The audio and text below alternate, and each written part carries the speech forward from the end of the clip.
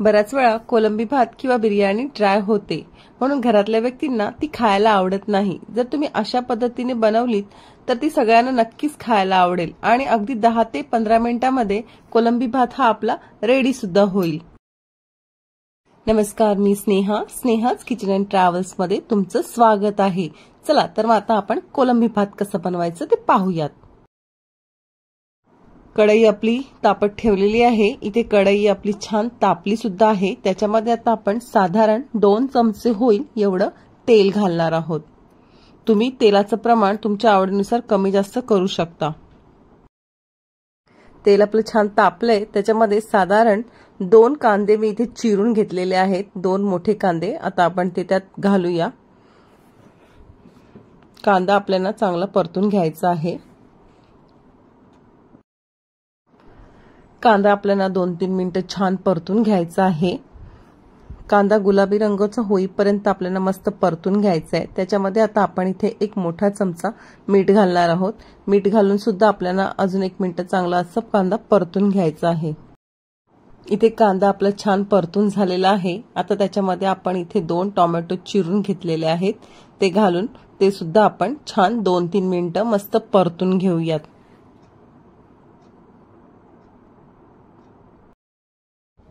Tomato आपला मऊ होण्यासाठी त्याच्यावर झाकण ठेवणार आहे आणि साधारण 1-2 मिनिटं आपल्याला चांगली वाफ येऊ द्यायची आहे, म्हणजे टोमॅटो हा आपला झटकन शिजला जाईल।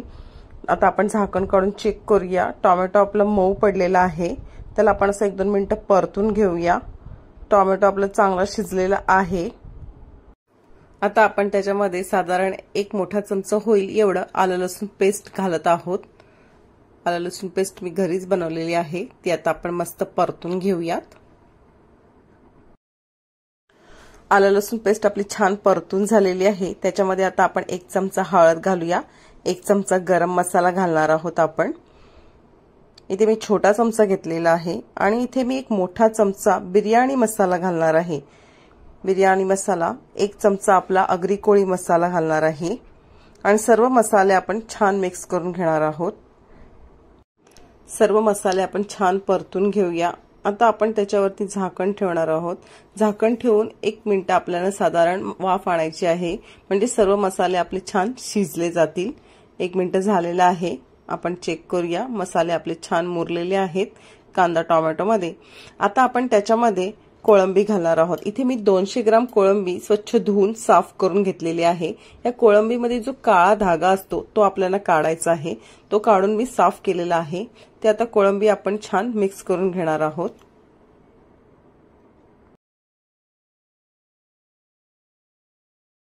कोळंबी आपली छान परतून झालेली आहे। त्याच्यामध्ये आता मी 1.5 वाटी तांदूळ स्वच्छ धुवून घेतलेला आहे। इथे मी वाडा कोलम तांदूळ वापरलेला आहे, तुम्ही तुमच्या आवडीनुसार कोणताही तांदूळ घेऊ शकता।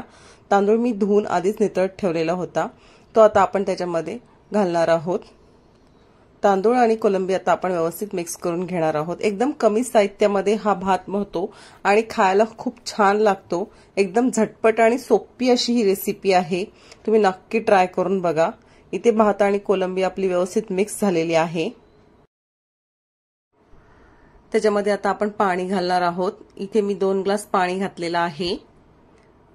जर तुमचा तांदूळ जुना असेल तर त्याच्या दुप्पट तुम्हाला पाणी घालावं लागेल।